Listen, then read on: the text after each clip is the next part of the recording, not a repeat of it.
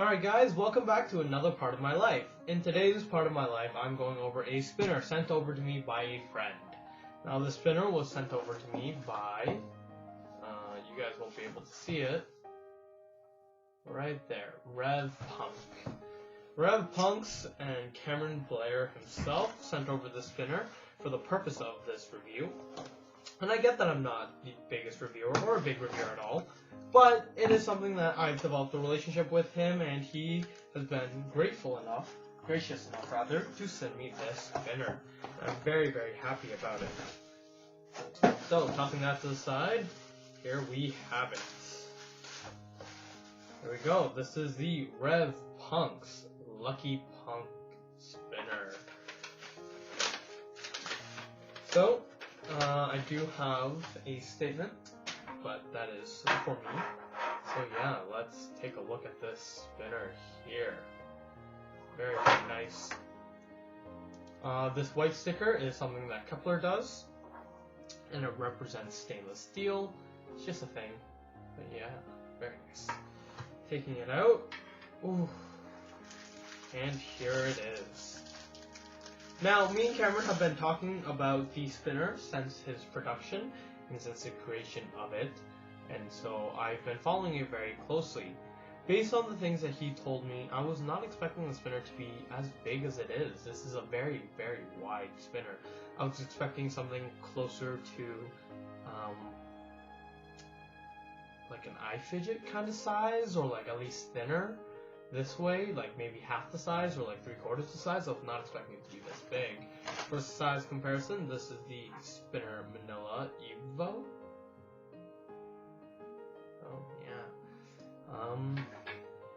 And I also have a Stealth Spinner Sonar with me. This one that I've been working on. You can see that is that. Very, very large spinner. But that's not bad. It's not a bad thing. It's not a complaint. It is just a fact that it's a large spinner.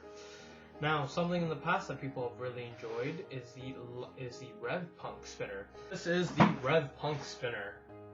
This was his first spinner, and this was a spinner that it was very hit or miss. Some people liked it, some people didn't like it, and for me, I liked it.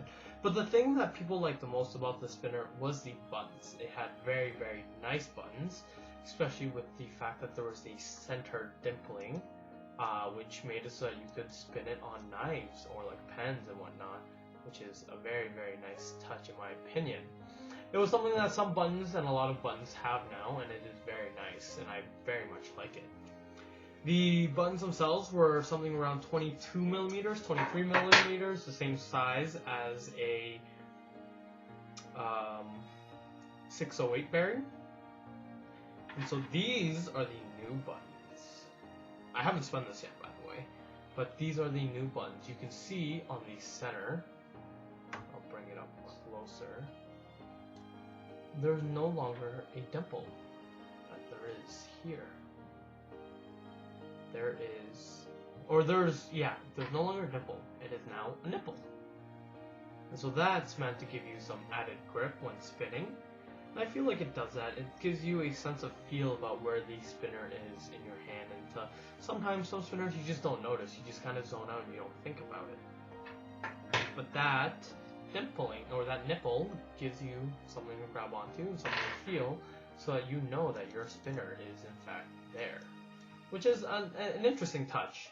I don't know how many people are going to like that over the dimple, but two things. The buttons seem to be just a tad bit wider. If these are 22 millimeter buttons, these are 23, and if these are 23 millimeter buttons, these are 24. One great thing that these buttons had in the past were that they fit on 608 spinners. So stuff like the Mastrop X Rama Works spinner, I think it's like the SO3 or something, that took these buttons very well, and it looks similarly like these buttons do the same thing. Compare them side by side here. It's very nice. And here as well. Oops.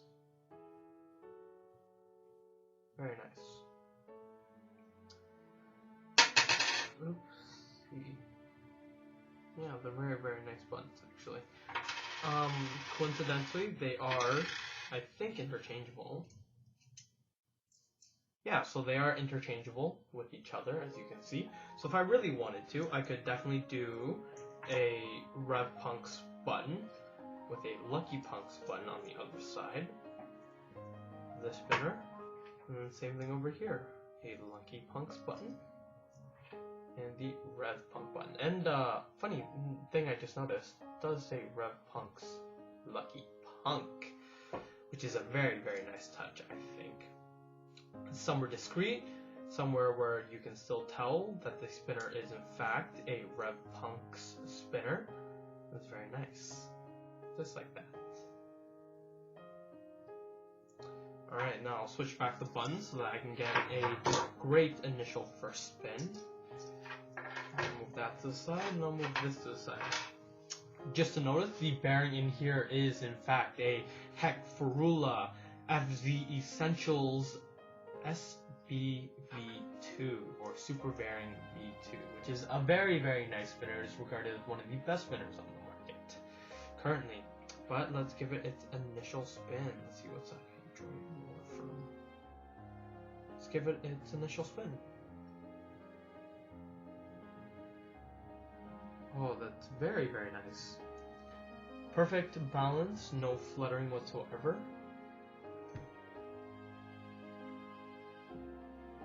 Very smooth.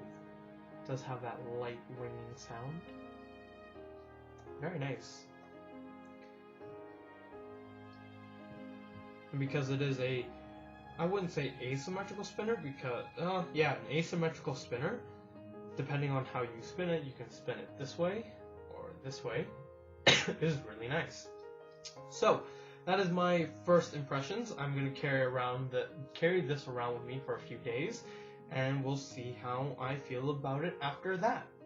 Alright guys, so trying a different video setup. I'm not at my usual place, which is why I don't have the usual camera setup where I've got a tripod. Kind of got the jerry rig. I have yet to build myself a new tripod, and when I get that done, video quality will be much, much better.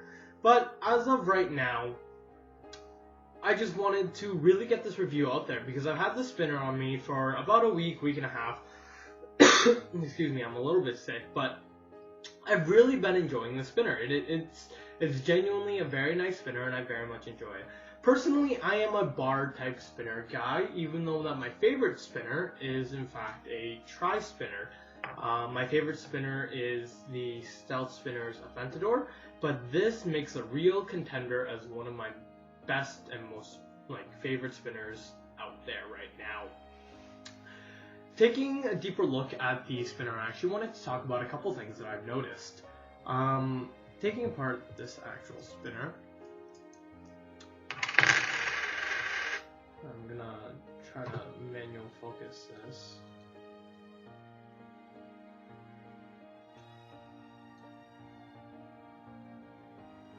And you can see that there are some marks right here. I don't know if you guys can see that with the light.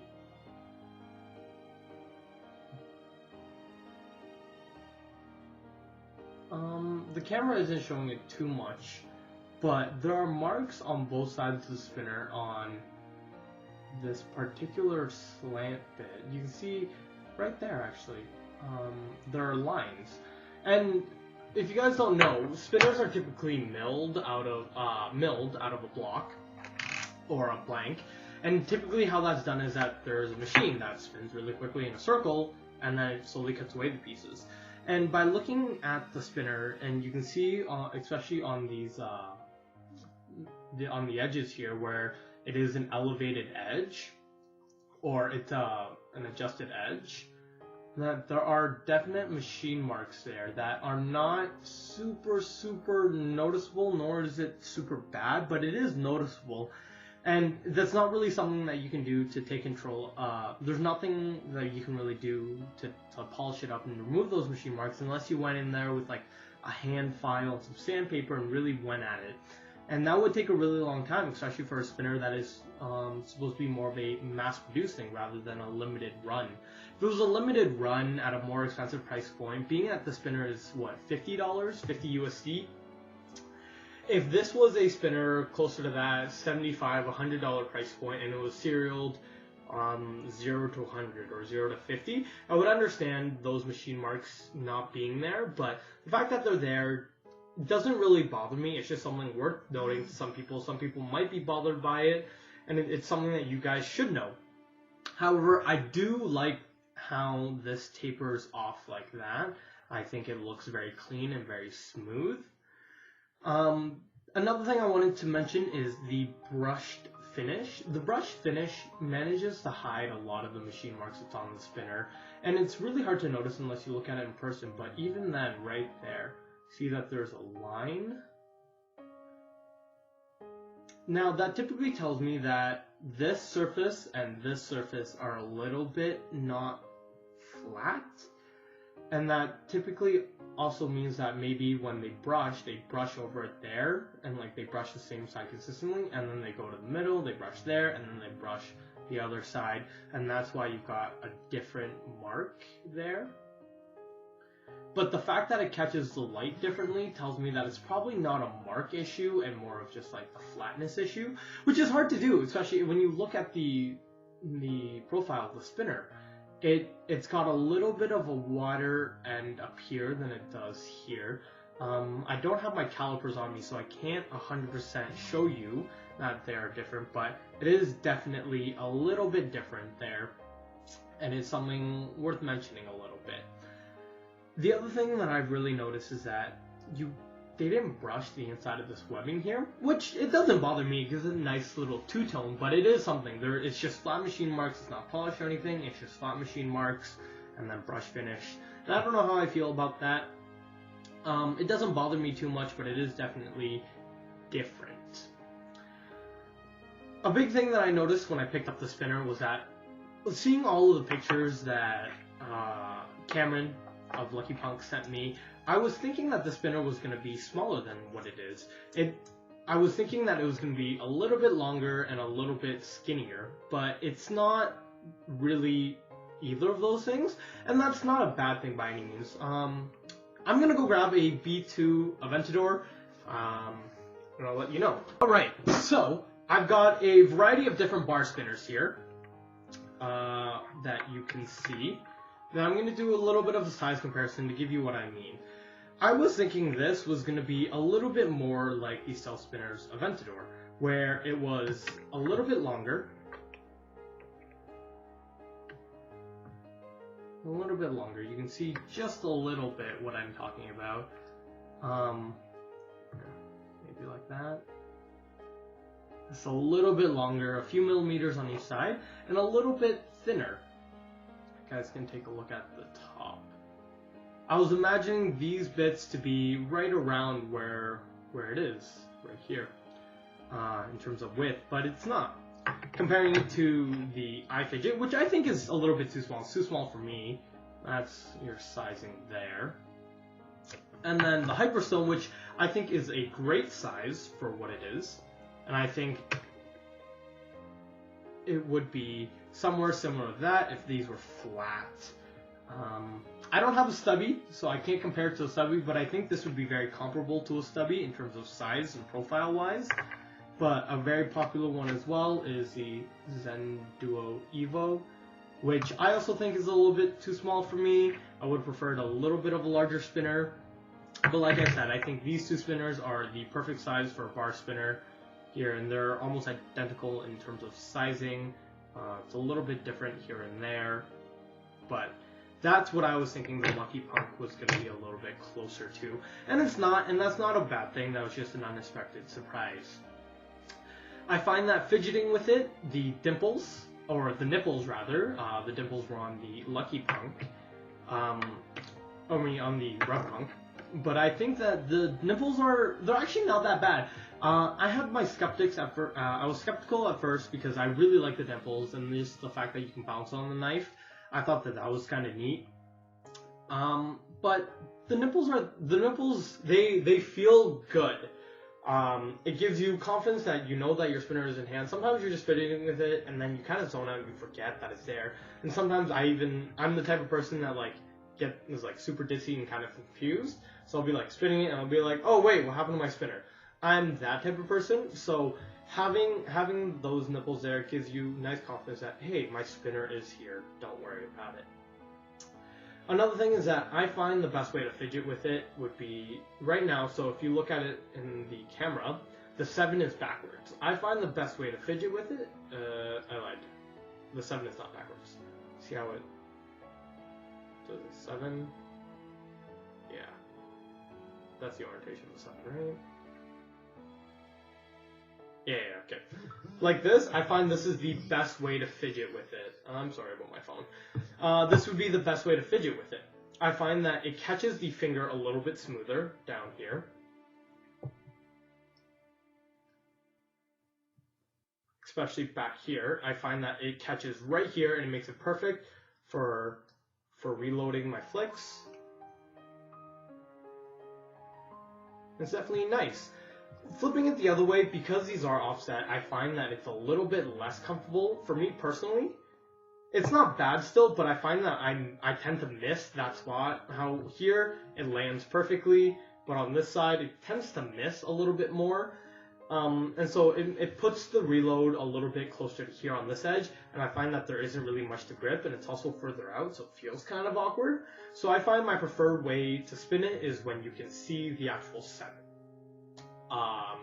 7 on the spinner. Another big thing that I want to mention is that if you look at these edges here, I'll try to focus it, and this is something that I notice. It's not too big of a deal, but over time it does bother me a little bit, is that this is a hard edge. It's not sharp or anything, so I can rub my finger on it and no cuts, no nothing. But it is still a fact that it's a hard edge. If you look over here, this is nice and rounded. But on this edge right here, you even see where the light catches. That tells you how hard of an edge that is compared to like that, where it's smooth. And that sometimes, over a long period of time, it starts to dig into my finger a little bit, and it gets a little bit uncomfortable to spin. It's not too terrible by any means, but it does start to get a little bit uncomfortable to spin. I personally prefer the RevPunx over the LuckyPunk. I feel that it's just overall smoother. It does have its hot spots, and while this doesn't have any hot spots, that hard edge does make fidgeting it with it a little bit weirder, which is why I was thinking that this would be a longer spinner, because then my finger would actually rest inside this groove here, and I feel that would have been a great point to flick from. Flicking forward, definitely very fidgetable. It's a very heavy spinner. It comes in at about, I believe, 77 grams, something close to that number. But yeah, it is a very fidgetable spinner, and I very much enjoy it. And I don't really, just those things that are being a little bit more critical. And I really am trying to be more critical and be like, this is what's wrong with this spinner, rather than being like, oh, this is the best spinner ever made. Because while I was sent this review, this is an unbiased review. I was sent the spinner for the review, and I want to be 100% honest for Cameron and for the success of this product, because I do think that this is a very nice spinner. It is a great value for money, especially at that $50 price point. It's on the lower end of spinner cost, but it's still a very, very nice spinner, and it does its job well. You basically get a 2-in-1 spinner per se, because it is asymmetrical, so you get to spin on 2 different sides, and it is a little bit different on the spinning characteristic. That being said, I do want to mention one more quick thing. The bearing that comes in here is the Super Bearing V2 by Hekfarula. And personally, I don't think that was the right bearing for this spinner.